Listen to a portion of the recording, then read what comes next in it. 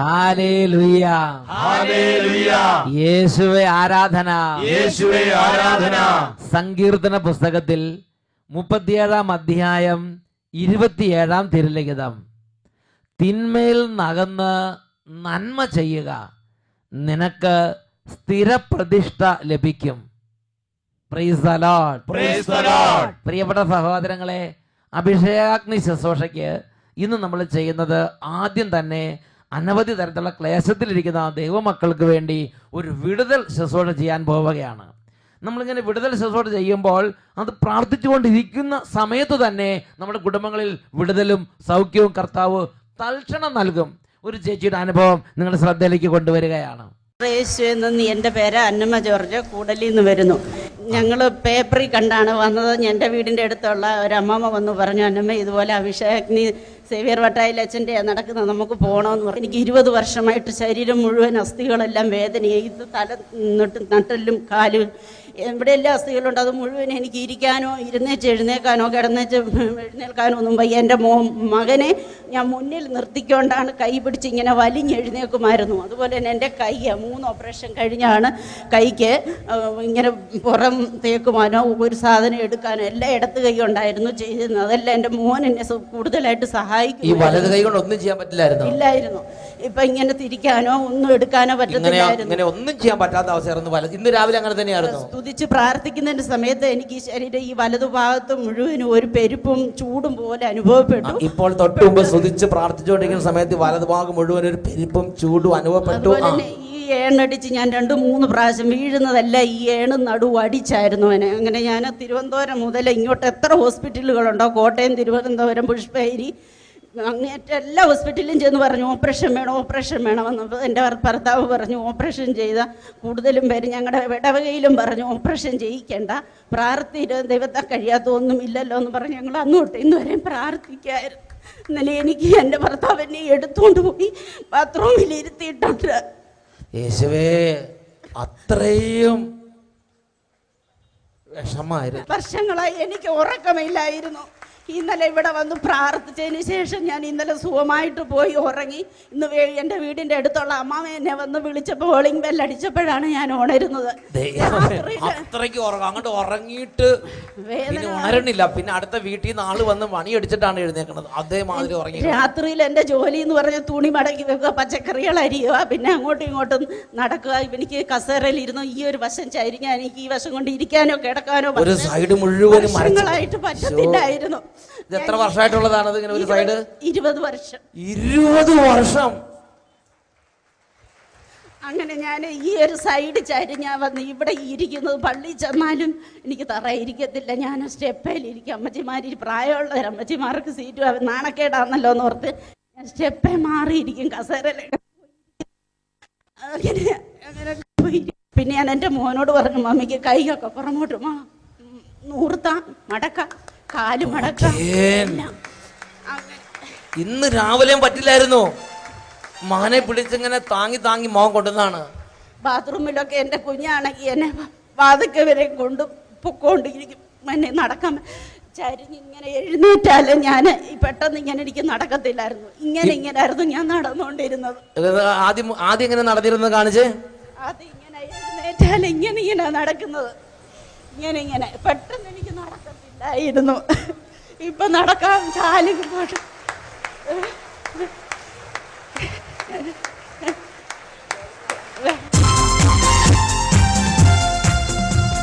നീ കിടക്കും കണ്ണീർ കുഴിയിൽ ദൈവം ഇറങ്ങി വരുന്നു.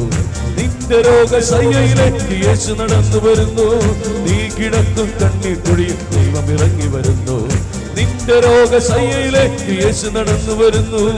ഇപ്പോൾ തന്നെ സൗഖ്യം നേടും നീ, ഇപ്പോൾ തന്നെ വിടുതൽ പ്രാപിക്കും. രോഗക്കിടക്ക മടക്കിയെടുത്ത് ശാപക്കിടക്ക ചുരുട്ടിയെടുത്ത് ജീവനിലേക്ക് നടന്നു പോകുന്നേ, ജീവനിലേക്ക് നടന്നു പോകുന്നേ, ജീവനിലേക്ക് നടന്നു പോകുന്നേ. ഉറക്കെ പറയാ ഹല്ലേലൂയ, ഹല്ലേലൂയ.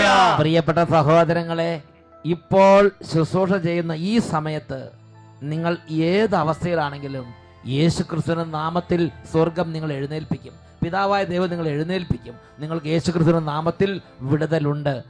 തളർന്നു കിടക്കുന്ന രോഗികളാണെങ്കിൽ ഇപ്പോൾ വിശ്വസിക്കുക. കർത്താവിൻ്റെ വചനം മർക്കോസ് 11:24. അതിനാൽ ഞാൻ നിങ്ങളോട് പറയുന്നു, പ്രാർത്ഥിക്കുകയും യാചിക്കുകയും എന്തും ലഭിക്കുമെന്ന് വിശ്വസിക്കുവിൻ, നിങ്ങൾക്ക് ലഭിക്കുക തന്നെ ചെയ്യും. എല്ലാവരും എഴുന്നേറ്റ് നിൽക്കുക. എഴുന്നേറ്റ് പറ്റുന്ന മുഴുവൻ ആളുകൾ ഇപ്പോൾ എഴുന്നേറ്റ് നിൽക്കുക. കിടക്കയിലുള്ളവർ ഇപ്പോൾ കിടക്കയിൽ നിങ്ങളുടെ രോഗാവസ്ഥയിലേക്ക് കൈകൾ വെച്ച് പ്രാർത്ഥിക്കുക. എഴുന്നേറ്റ് നിൽക്കുന്നവർ നിങ്ങളുടെ കുട്ടികളോ ആരെങ്കിലും അടുത്ത് രോഗികളായില്ലെങ്കിൽ ആ രോഗികളുടെ മേൽ കൈകൾ വെച്ച് പ്രാർത്ഥിക്കുക. അല്ലെങ്കിൽ നിങ്ങളുടെ രോഗമുള്ള മേഖലകളിലേക്ക് നിങ്ങൾ തന്നെ നിങ്ങളുടെ കൈകൾ വെച്ച് ഇപ്പോൾ പ്രാർത്ഥിക്കുക. ഇപ്പോൾ ഈ സമയം കർത്താവ് ഒരു വലിയ വിടുതലിന് വേണ്ടി തിരഞ്ഞെടുത്തിരിക്കുകയാണ്. ദുർബുദ്ധിയുള്ളവർ ഇപ്പോൾ ഒരു വിടുതലിന് വേണ്ടി പ്രാർത്ഥിക്കുക. ഒരു കാര്യം അംഗീകരിക്കാൻ പറ്റാത്ത മർക്കടമുഷി സ്വഭാവമുള്ളവർ ആ ഹൃദയത്തോട് ചേർത്ത് കൈകൾ അങ്ങോട്ട് വെക്കുക. നെഞ്ചോട് ചേർത്ത് കൈകൾ വെക്കുക. കണ്ണുകൾ അടയ്ക്കുക. യേശുവേ എന്നെ വിടുവിക്കണമേ എന്നിപ്പോൾ ആഗ്രഹിച്ച് പ്രാർത്ഥിക്കുക. ക്യാൻസർ രോഗികൾ ഇപ്പോൾ ആ ക്യാൻസർ രോഗബാധിതമായ മേഖലകളിലേക്ക് നിങ്ങളുടെ തന്നെ സ്വന്തം കൈകൾ വെച്ച് അങ്ങോട്ട് പ്രാർത്ഥിക്കുന്നു. കണ്ണിന് കാഴ്ചയില്ലാത്തവർ കണ്ണിൻ്റെ ഭാഗത്തേക്ക് കൈകൾ വെച്ച് പ്രാർത്ഥിക്കുക. നിങ്ങളിപ്പോൾ യേശുവിൻ്റെ നാമത്തിൽ വിടുതൽ പ്രാപിക്കാൻ പോവുകയാണ്. കർത്താവ് ഇതാ ദൈവവചനപ്രകാരം നമുക്ക് ഒരു വലിയ വാഗ്ദാനം നൽകിയിട്ടുണ്ട്. കർത്താവ് നൽകിയിരിക്കുന്ന വാഗ്ദാനം പ്രഭാഷകന്റെ പുസ്തകത്തിൽ 38:9 മകനെ, രോഗം വരുമ്പോൾ ഉദാസീനനാകാതെ കർത്താവിനോട് പ്രാർത്ഥിക്കുക, അവിടുന്ന് നിന്നെ സുഖപ്പെടുത്തും. ഈ സമയം എല്ലാവരും ഒരു 10-20 പേർക്ക് കേൾക്കാവുന്ന ഉച്ചത്തിൽ സ്തുതിച്ചുകൊണ്ടിരിക്കട്ടെ. Hallelujah, hallelujah. ഓ ദൈവമായ കർത്താവേ, ഈ സമൂഹത്തിൽ രോഗ അവസ്ഥകൾ ഓരോ മക്കളെയും തൊട്ട് പ്രാർത്ഥിക്കുന്ന കർത്താവേ, ഇന്ന് വിടുതലൊരു മഹോത്സവം തന്നെ ആക്കി മാറ്റണമേ കർത്താവേ. യേശുവേ, ഈ സമൂഹത്തിൽ ക്യാൻസർ രോഗബാധിതമായ ഓരോരുത്തരെയും അങ്ങയുടെ നാമത്തിൽ ആശീർവദിക്കുന്നു. യേശുവിന്റെ നാമം അയക്കുന്നു. യേശുവിന്റെ നാമത്തിൽ ക്യാൻസർ രോഗങ്ങൾ വിട്ടുമാറിപ്പോട്ടെ. Hallelujah, hallelujah. കർത്താവേ, മഞ്ഞപ്പിത്ത രോഗത്തെ ശാസിക്കുന്നു കർത്താവേ. മഞ്ഞപ്പിത്തത്തിന് രോഗം ബാധിച്ചിട്ടുള്ളവരിൽ നിന്ന് അതിന്റെ അണുക്കളും രോഗബാധകളും യേശുനാമത്തിൽ ഇപ്പോൾ വിട്ടുമാറിപ്പോകട്ടെ. കർത്താവേ, കാഴ്ചയില്ലാത്ത കണ്ണുകൾ കാണട്ടെ, കേൾവിയില്ലാത്ത ചെവികൾ കേൾക്കട്ടെ. നാളുകളായി ശരീരത്തിൽ വ്രണങ്ങൾ വന്ന് സൗഖ്യം പ്രാപിക്കാൻ പറ്റാതെ വിഷമിച്ച് വ്രണിതമായ ശരീരമായിരിക്കുന്നവർ ഇപ്പോൾ സൗഖ്യം പ്രാപിക്കട്ടെ. ഹല്ലേലൂയ, ഹല്ലേലൂയ. യേശുവേ, യേശുവേ, യേശുവേ, യേശുവേ, യേശുവേ, യേശുവേ. വലിയ വിശ്വാസത്തോടെ പ്രാർത്ഥിച്ചുകൊണ്ടിരിക്കുന്നു. യേശുവേ, യേശുവേ, യേശുവേ, യേശുവേ. വലിയ വിടുതൽ ഇതാ സമൂഹത്തിലേക്ക് കർത്താവ് നൽകുന്നു. രോഗികൾ ഹൃദയം തുറങ്ങി പ്രാർത്ഥിക്കുന്നു. മാറി മാറി പനികൾ വരുന്ന ശരീരങ്ങളിൽ നിന്ന് വിടുതൽ ഉണ്ടാകട്ടെ. വായിൽ വ്രണങ്ങൾ വന്ന് സൗഖ്യമില്ലാതിരിക്കുന്ന ശരീരങ്ങൾ ഇപ്പോൾ വിടുതൽ പ്രാപിക്കട്ടെ. ഓരോരുത്തരും രോഗങ്ങൾ പറഞ്ഞു പ്രാർത്ഥിക്കുന്നു. ആമാശയ രോഗങ്ങൾ ഇപ്പോൾ യേശുനാമത്തിൽ സൗഖ്യം പ്രാപിക്കട്ടെ. യേശുവേ, യേശുവേ. തലവേദന, എത്ര ചികിത്സയിൽ മാറാത്ത തലവേദന ഇപ്പോൾ വിട്ടുപോകട്ടെ. യേശുവേ, യേശുവേ, യേശുവേ, യേശുവേ, യേശുവേ, യേശുവേ, യേശുവേ, യേശുവേ, യേശുവേ. രോഗികളായ കുഞ്ഞുങ്ങൾ യേശുനാമത്തിൽ വിടുതൽ പ്രാപിക്കട്ടെ. ഹല്ലേലൂയ, ഹല്ലേലൂയ, ഹല്ലേലൂയ. യേശുവേ, ഹല്ലേലൂയ, ഹല്ലേലൂയ. കൈകൾ ഉയർത്തി ഉറക്കെ സ്തുതിക്കുന്നു. ഹല്ലേലൂയ, ഹല്ലേലൂയ. യേശുവേ ആരാധന, യേശുവേ ആരാധന, യേശുവേ ആരാധന, യേശുവേ ആരാധന. ഇപ്പോൾ യേശുവിന്റെ നാമത്തിൽ രോഗത്തിന്റെ കെട്ടുകൾ അഴിഞ്ഞ് ദൈവജനം വിടുതൽ പ്രാപിക്കട്ടെ. ഹല്ലേലൂയ, ഹല്ലേലൂയ. യേശുവേ, യേശുവേ, യേശുവേ, യേശുവേ, യേശുവേ, യേശുവേ, യേശുവേ, യേശുവേ. ഹല്ലേലൂയ, ഹല്ലേലൂയ. യേശുവേ ആരാധന, ആരാധന, യേശുവേ ആരാധന, യേശുവേ ആരാധന. കർത്താവായ യേശുവിന്റെ നാമത്തിൽ രോഗങ്ങളെയും അവയുടെ സർവ്വ ആധിപത്യങ്ങളെയും ശാസിച്ച് ബഹിഷ്കരിക്കുന്നു. വിട്ടുമാറിപ്പോട്ടെ, ഇപ്പോഴും എപ്പോഴും എന്നേക്കും ആമേൻ. ആ രോഗത്തിന്റെ മുകളിൽ കുരിശിന്റെ അടയാളം വരച്ച് ഇപ്പോൾ ബന്ധിക്കുക. അത് എന്നേക്കുമായി ശരീരത്തിൽ നിന്നും കുടുംബത്തിൽ നിന്നും വിട്ടൊഴിഞ്ഞു പോകട്ടെ. Praise the Lord. Praise the Lord. Hallelujah. Hallelujah. Hallelujah. Hallelujah. സ്വസ്ഥാനങ്ങളിലേക്ക് ശാന്തമായിരിക്കാം. Isho മിശിഹായിക്ക് സ്തുതിയായിരിക്കട്ടെ. Praise the Lord. Praise the Lord. പ്രിയപ്പെട്ട സഹോദരങ്ങളെ, ഇന്ന് നാം ചിന്തിക്കുന്നത് സാധാരണക്കാരുടെ സ്നേഹം സ്വീകരിക്കുന്ന കർത്താവ്.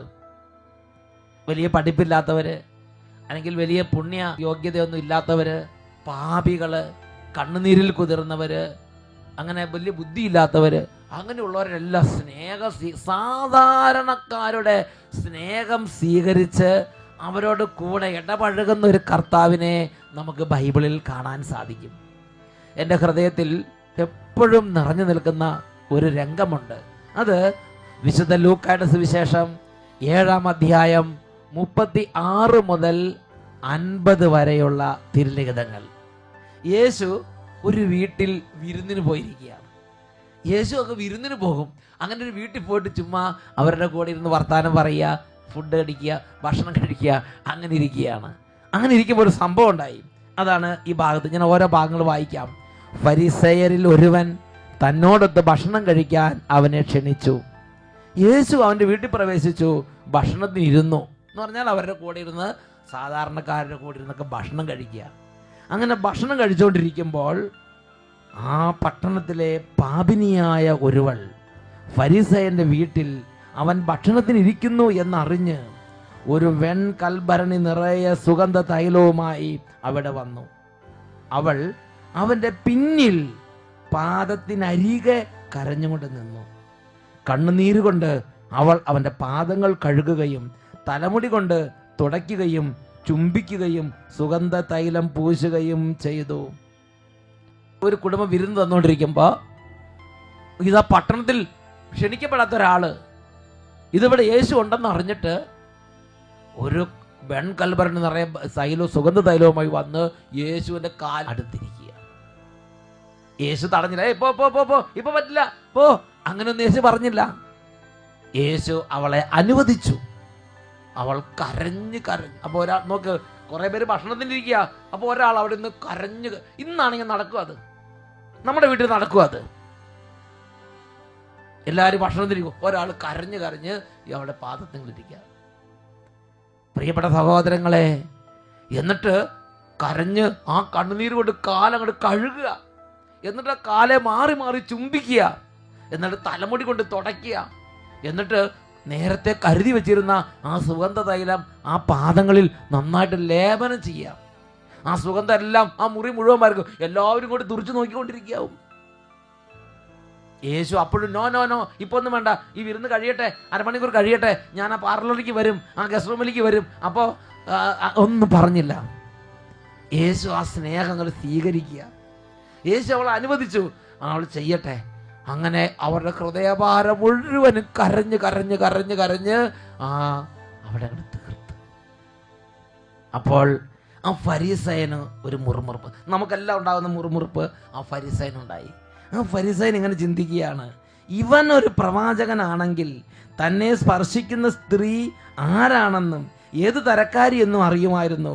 ഇവൾ ഒരു പാപിനിയാണല്ലോ. അപ്പോൾ ആ പട്ടണത്തിന് മുഴുവൻ അറിയാം ഇവൾ ശരിയല്ലെന്ന്.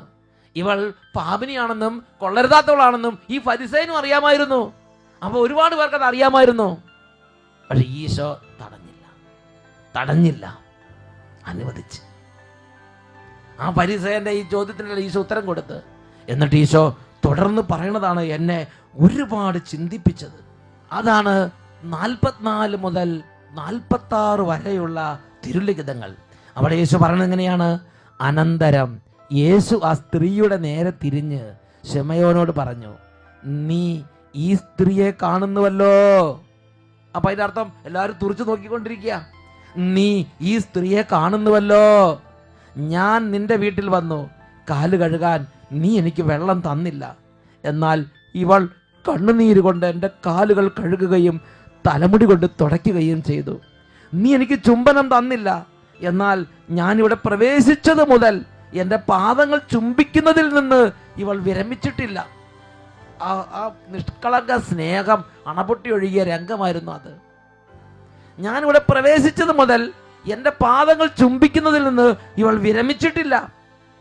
നീ എൻ്റെ തലയിൽ തൈലം പൂശിയില്ല, ഇവളോ എൻ്റെ പാദങ്ങളിൽ സുഗന്ധ തൈലം പൂശിയിരിക്കുന്നു. പ്രിയപ്പെട്ട സഹോദരങ്ങളെ, ആ ഈശോ അവിടെ ആ സാധാരണ പാവപ്പെട്ട ആ സ്ത്രീയുടെ ആ ഹൃദയത്തിൻ്റെ സ്നേഹം സ്വീകരിക്കുകയാണ്, അത് അംഗീകരിക്കുകയാണ്. അവർക്ക് പറഞ്ഞ ഹല്ലേലൂയ. ഇതുപോലെ മറ്റു രംഗങ്ങൾ ബൈബിളിലില്ലേ? നിങ്ങൾ ചിന്തിച്ചു നോക്ക്. ഈശോയുടെ തിരുത്തോളിൽ വലിയ കുരിശുമരം ചുമത്തി ഗാഗുൽത്താമലിലേക്ക് ഈശോ നീങ്ങുകയാണ്. അതാ വെറോനിക്ക എന്നൊരു സാധാരണ സ്ത്രീ, അവിടുത്തെ വലിയ പ്രഭുകുമാരിയോ വലിയ ഭരണാധികാരിയോ ഒന്നുമായിട്ടൊന്നും രേഖപ്പെടുത്തപ്പെട്ടിട്ടില്ല. ഒരു വെറോനിക്ക, അവൾ കടന്നു വന്ന് അങ്ങനെ ചോരയിൽ കുതിർന്ന് ശിരസ് മുതൽ പാദം വരെ മുറിവേൽക്കാത്ത ഒരിടമില്ല, ഒരു മുറിഞ്ഞ മാംസ കഷ്ണം പോലെ തീർന്ന ഈശോ, ആ ഈശോയുടെ തിരുമുഖം തനിക്കാവുന്ന വിധം തൻ്റെ സ്നേഹം കാണിച്ച് ആ മുഖം തുടച്ച് ആശ്വസിപ്പിക്കുന്ന വെറോനിക്കയുടെ അടുത്ത് ഈശോ സന്തോഷത്തോടെ അത് സ്വീകരിക്കുന്ന രംഗമാണ് ബൈബിളിൽ നമ്മൾ കാണുന്നത്.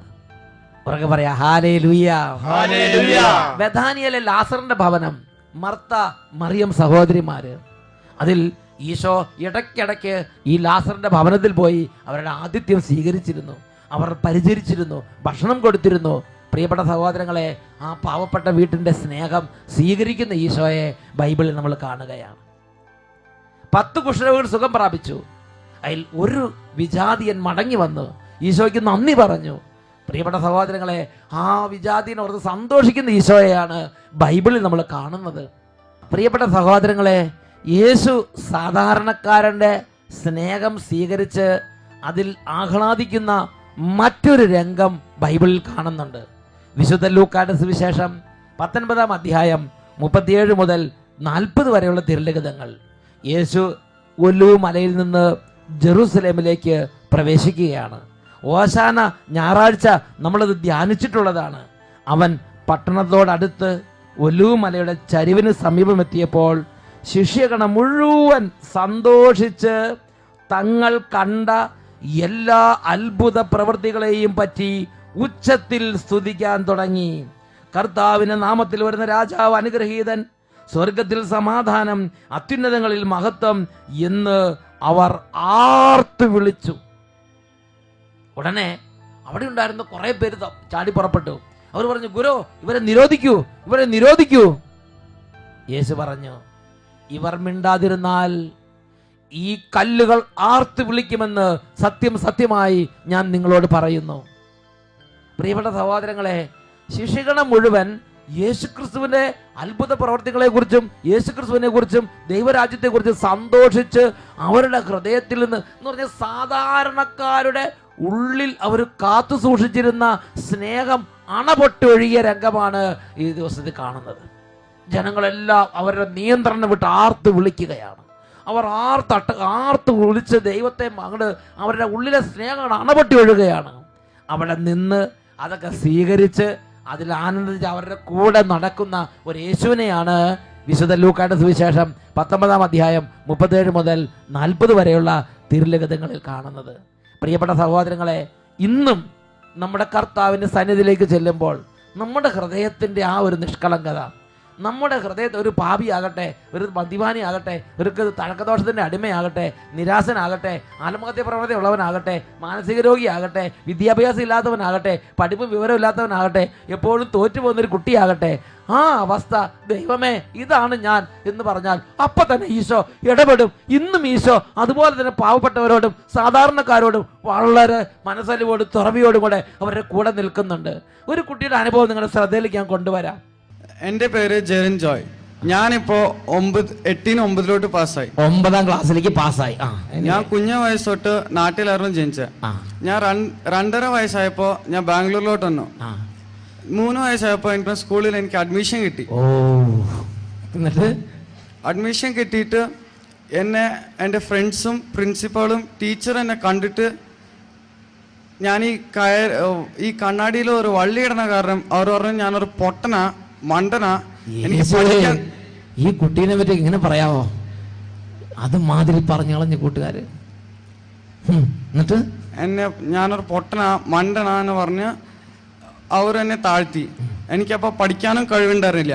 2-ാം ക്ലാസ് ആയപ്പോൾ ഞാൻ യേശുവിൻ്റെ അടുത്ത് വീട്ടിൽ നിന്ന് പ്രാർത്ഥിച്ചു, യേശുവെ എന്നെ പൊട്ടനും മണ്ടനും വിളിച്ചാലും കുഴപ്പമില്ല, എനിക്ക് 2-3 പാസ്സായി നല്ലൊരു സ്കൂളിലോട്ട് അഡ്മിഷൻ കിട്ടണേ ഞാൻ പറഞ്ഞു. അപ്പോൾ ഞാൻ അത് സഹിച്ചോളാം, എനിക്ക് അവരോട് ദേഷ്യമില്ല, ഞാൻ ക്ഷമിക്കുന്നു. പക്ഷെ എനിക്കൊരു കാര്യം ചെയ്യണം, അതിനെ പയ്യനെ വളർത്തിയിട്ട് 3-ാം ക്ലാസ്സിലേക്ക് എന്നെ ജയിപ്പിച്ച് നല്ലൊരു സ്കൂളിലേക്ക് വിടണമെന്ന് പറഞ്ഞു. എന്നിട്ട് 2-ാം ക്ലാസ്സിൽ പാസ്സായി. എനിക്ക് ക്രൈസ്റ്റ് അക്കാഡമി ICSE സ്കൂൾ എന്ന് പറഞ്ഞ സ്കൂളിൽ അഡ്മിഷൻ കിട്ടി. ഞാൻ സ്റ്റേറ്റിന് ഐസിഎസിലായിട്ടായിരുന്നു പോയത്. അതുകൊണ്ട് എനിക്ക് പഠിക്കാൻ ഇച്ചിരിയും കൂടെ കഷ്ടമായിരുന്നു അവിടെ. എന്നിട്ട് ഞാൻ അവിടെ പഠിച്ച് 7-ആയപ്പോ അവിടെയും കൂടെ എൻ്റെ ഫ്രണ്ട്സും ടീച്ചേഴ്സും പറഞ്ഞു, നിനക്ക് പഠിക്കാൻ കഴിവില്ല, നീ ഒരു പൊട്ടനാ, നിന്നെ കണ്ടാൽ അങ്ങനെ തോന്നുന്നെന്ന് പറഞ്ഞു. എന്നിട്ട് ഇവിടെ അച്ഛന്റെ പേരിൽ ഇവിടെ കൺവെൻഷൻ നടക്കണ്ടായിരുന്നു. കൺവെൻഷൻ അഭിഷേകാഗ്നി എന്ന പേരില് ഇവിടെ കൺവെൻഷൻ അതിൽ എന്റെ പേര് എഴുതിയിട്ടാണ്. അതൊക്കെ കുട്ടി പറഞ്ഞത് ശരി തന്നെയാണ്. കൺവെൻഷൻ നടക്കണ്ടായിരുന്നു. ഞാൻ ആ കൺവെൻഷൻ വന്ന് കൂടി. ഞാൻ യേശുവിന്റെ അടുത്ത് പ്രാർത്ഥിച്ചു, യേശുവെ, എൻ്റെ അച്ഛനും അമ്മയും എല്ലാവരും എന്നോട് പറഞ്ഞു എനിക്ക് പഠിക്കാൻ കഴിവില്ല എന്ന് പറഞ്ഞു. അപ്പം ഞാൻ കൂട്ടുകാരും സ്കൂളിലുള്ളവരും എന്നെ പൊട്ടനെന്ന് വിളിക്കണു. അച്ഛനും അമ്മയും പറഞ്ഞത് ശരിയാ, നിനക്ക് പഠിക്കാനും കഴിവില്ലെന്നാ തോന്നണെന്ന് അവരും പറഞ്ഞു. ടീച്ചേഴ്സും അത് ടീച്ചേഴ്സും ഫ്രണ്ട്സും പറഞ്ഞു. അങ്ങനെ കാരണം എനിക്ക് മാത്സില് ആകെ ഭയങ്കര കുറവ് മാർക്കായിരുന്നു. ലാസ്റ്റ് ആയിരുന്നു ഞാൻ ഫെയിൽ. ലാസ്റ്റ് എന്ന് പറഞ്ഞാൽ നമ്മുടെ അവിടെ ഗുദ്ദപ്പാസ് എന്ന് പറയും. അതായിരുന്നു. എന്നിട്ട് ഞാൻ യേശുവിന്റെ അടുത്ത് ഇവിടെ വന്ന് കരഞ്ഞു പ്രാർത്ഥിച്ചു. ഞാൻ ഈ അഭിഷേകാഗ്നിയില് നമ്മുടെ കഴിഞ്ഞ അഭിഷേകാഗ്നിയില് ബാംഗ്ലൂരു ഈ ക്രൈസ്റ്റ് ഗ്രൗണ്ടിലുള്ളതില് കരഞ്ഞു പ്രാർത്ഥിച്ചു. അപ്പോ ഞാൻ 7-ന് 8 പാസ്സായി. മാത്സിന് 86%. എനിക്ക് യേശു ഏറ്റവും വിഷമുണ്ടായിരുന്ന വിഷയത്തിന് എത്ര? 86%. നീ മിടുക്കനാട്ടോ. 86%. ഗ്രേറ്റ്. യേശു ബുദ്ധിയുടെ കെട്ടങ്ങൾ അഴിച്ച് കണക്കിനാർന്ന് ഏറ്റവും മോശം. അതിന്റെ പേരിൽ ഇതെല്ലാം കേട്ടോണ്ടിരുന്നത്. ഇപ്പൊ എന്തായി? ഇപ്പോ ഫ്രണ്ട്സൊക്കെ ഇടയ്ക്കിടയ്ക്ക് വിളിക്കാറുണ്ട്. വിളിയൊക്കെ കുറഞ്ഞ അവർ പറഞ്ഞു, ഞങ്ങളോർത്ത് നീ ഒരു മണ്ടനാണെന്ന്. ഇപ്പൊ നിനക്ക് പഠിക്കാനൊക്കെ കഴിവുണ്ടെന്ന് ആൾക്കൊക്കെ മനസ്സിലായി. നാളെ ക്ഷമിച്ചേക്കണെന്ന് പറഞ്ഞു. മണ്ടനും പൊട്ടനെന്ന് വിളിച്ച കാരണം സോറി ചോദിച്ച് ഫ്രണ്ട്സ് വന്നിട്ട് പറയാണ്, ഞങ്ങൾ വിചാരിച്ച നീ ഒരു ബുദ്ധിയില്ലാത്ത കുട്ടിയാണെന്ന് വിചാരിച്ചിട്ടാണ് ഇതൊക്കെ പറഞ്ഞത്. ഇപ്പൊ ഞങ്ങൾക്ക് മനസ്സിലായി നീ ബുദ്ധിയില്ലാത്ത കുട്ടിയല്ല, നിനക്ക് നല്ല ബ്രൈറ്റായ ബ്രെയിൻ ഉണ്ടെന്ന് മനസ്സിലായി. അതുകൊണ്ട് ഞങ്ങൾ വിളിച്ചതെല്ലാം മാപ്പാക്കണമേ, ക്ഷമിച്ചേക്കണം എന്ന് പറഞ്ഞ് സോറി ചോദിച്ച എല്ലാ ഫ്രണ്ട്സും വന്നു. ഈ വള്ളിയിട്ട കാരണം അവർ എന്നെ അങ്ങനെ കണ്ടിട്ട് അങ്ങനെ വിളിച്ച. ഇപ്പൊ അവർക്ക് കുഴപ്പമില്ലല്ലോ. ഇപ്പൊ ഇടയ്ക്ക് വിളിക്കാറുള്ളൂ, അത് കുഴപ്പമില്ല. എന്നാലും ശരി, ആ സോറി വന്ന് പറഞ്ഞില്ല. നിന്നെ നല്ല ലെവലിൽ നല്ല മാർക്ക് തന്ന് ആ ഫ്രണ്ട്സിന്റെ മുമ്പിൽ നിന്നെ ദൈവം 1-ാം സ്ഥാനത്തേക്ക് ഉയർത്തിക്കൊണ്ടിരിക്കുകയാണ്. ക്ലാസ്സിൽ 1-ാം സ്ഥാനമായിരുന്നു ഞാൻ. റിയലി?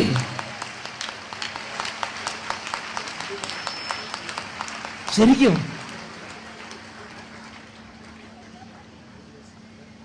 ഈ മകനെ നോക്ക്, ദൈവം എത്ര സ്നേഹിച്ചു നോക്ക്. 1-ാം സ്ഥാനത്തേക്ക് ഈശോ ക്ലാസ്സിൽ 1-ാം സ്ഥാനത്തേക്ക് കൊടുത്തു. നിനക്ക് സന്തോഷമാണ്? സന്തോഷം.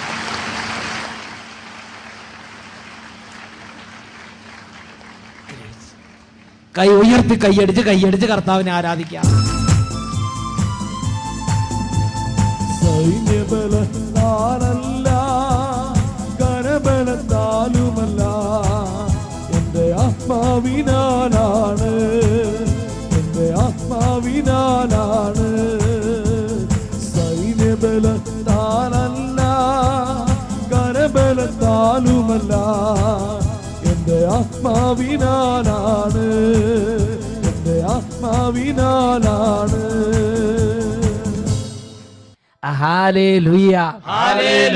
പ്രിയപ്പെട്ട സഹോദരങ്ങളെ, സാധാരണക്കാരുടെ സ്നേഹം സ്വീകരിക്കുന്ന കർത്താവ്, അത് കുട്ടികളാണെങ്കിലും മികവുള്ളവരാണെങ്കിലും മികവില്ലാത്ത എല്ലാവരുടെയും ഉള്ളിൽ അവർ സൂക്ഷിച്ചു വെച്ചിരിക്കുന്ന ആ സ്നേഹത്തിൻ്റെ ആ സൗരഭ്യം, ആ സുഗന്ധ തൈലം ഏറ്റുവാങ്ങുന്ന യേശുവിനെയാണ് ബൈബിളിൽ നമ്മൾ കാണുന്നത്. ഈ കുട്ടിയെ അനുഗ്രഹിച്ചത് ആ യേശു തന്നെയാണ്. ഇപ്പം എല്ലാവർക്കും എഴുന്നേറ്റ് നിൽക്കാം. നിങ്ങളുടെ ആയിരിക്കുന്ന അവസ്ഥയിൽ നിങ്ങളുടെ ഹൃദയത്തിൻ്റെ നിഷ്കളങ്കത, ഒരു പാപിയാണോ, മദ്യപാനിയാണോ, ചീട്ടുകളിക്കാരനാണോ, പഠിച്ചിട്ട് മനസ്സിലാകാത്ത ആളാണോ, അഡ്മിഷൻ കിട്ടാത്ത ആളാണോ, ജോലിക്ക് ആരും വിളിക്കുന്ന സ്ഥിതിയാണോ, ആ നിഷ്കളങ്ക അവസ്ഥയിൽ നിങ്ങളുടെ കർത്താവിനോട് ഇപ്പോൾ നിങ്ങൾക്കൊന്ന് പ്രാർത്ഥിക്കാൻ പറ്റുമോ? കൈകൾ ഉയർത്തി ഉറക്കെ ഒന്ന് സ്തുതിക്കുന്നു. ഹല്ലേലൂയ, ഹല്ലേലൂയ. യേശുവേ ആരാധന, യേശുവേ ആരാധന, ആരാധന, ആരാധന. യേശുവേ, യേശുവേ, യേശുവേ, യേശുവേ.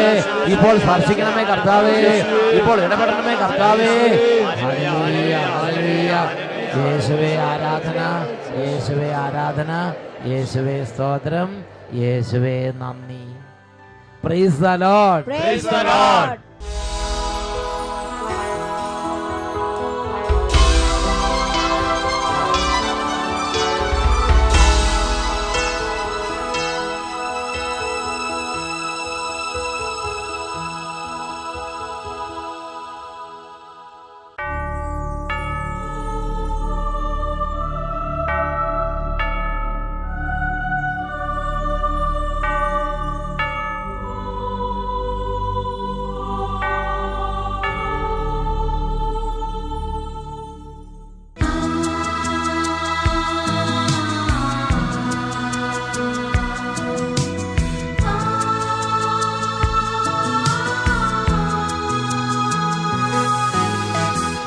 സ്നേഹിതർക്കായി സ്വയം ജീവനേകിയ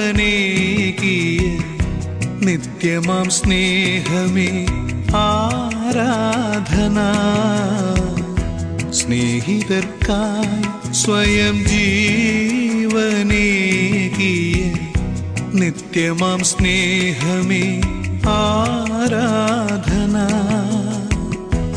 അപ്പമായെന്നും കൂടെ വാഴുന്ന ദൈവമേ നിനക്കെന്നും ആരാധന.